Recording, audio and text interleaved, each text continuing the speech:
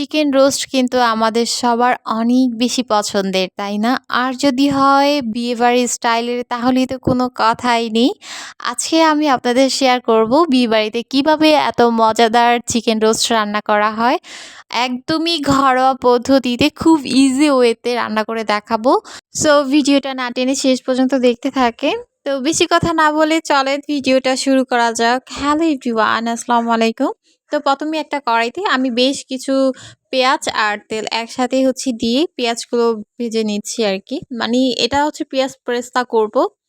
তো এই তো পেঁয়াজ পেরেস্তা হয়ে যাওয়ার পর আমি ওটা নামিয়ে রেখে একটা হাঁড়ি বসিয়ে দিব, যে হাঁড়িতে আমি রোস্ট রান্না করব। দেন পর্যাপ্ত পরিমাণ এখানে তেল দিয়ে দিয়েছি। এরপর আমি যেহেতু এখানে ৫টা মুরগি রান্না করব, এর জন্য আমি ১ কাপ পেঁয়াজ বাটা দিয়ে দিয়েছি।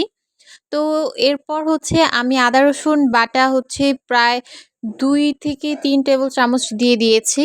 এরপর সব একসাথে ভালোভাবে একটু ভাজার পর আমি কাজু বাদাম আর পেস্তা বাদাম একসাথে বেটে রেখেছিলাম। ওইটাই প্রায় ২.৫ টেবিল চামচের মতো দিয়ে দিয়েছি। তারপরে এগুলো সব একসাথে ভালোভাবে ভেজে নিয়েছি। এরপর জয়ফল অ্যান্ড জয়ত্রী একসাথে বেটে নিয়ে এইটাকে সুন্দরভাবে দিয়ে দিয়েছি। আর এটাকে একদম ভালোভাবে নাড়াচাড়া করে নিচ্ছি, ভাজা ভাজা করে নিচ্ছি আর কি। এরপর ধনিয়ার গুঁড়ো প্রায় ২ টেবিল চামচ অ্যান্ড মরিচের গুঁড়ো প্রায় ২ টেবিল চামচ দিয়ে দিয়েছি। ধনিয়ার গুঁড়োটা পরে ১ চামচ দিয়েছিলাম।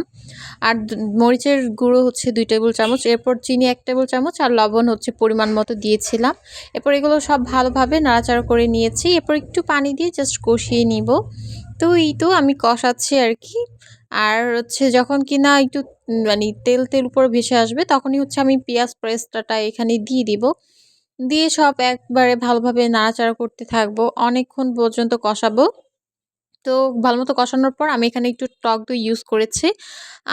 আপনারা চাইলে টক দই না থাকলে একটু দুধ আর লেবু চিপে দিয়ে দিতে পারেন। তো এই তো তারপর সব একসাথে ভালোভাবে নাড়াচাড়া করে একদমই মশলাটাকে ভালোভাবে কষিয়ে নিচ্ছি। যত বেশি কষানো যাবে তত কিন্তু টেস্টটা বেশি ভালো হবে।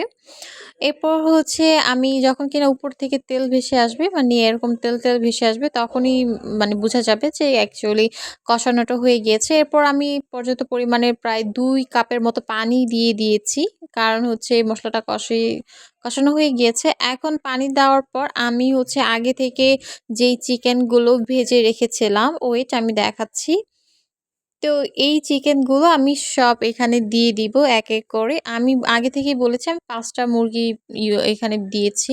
এরপর উপর থেকে আমি কিছুটা কাঁচামরিচ, এখানে আস্ত কাঁচামরিচ দিয়েছি।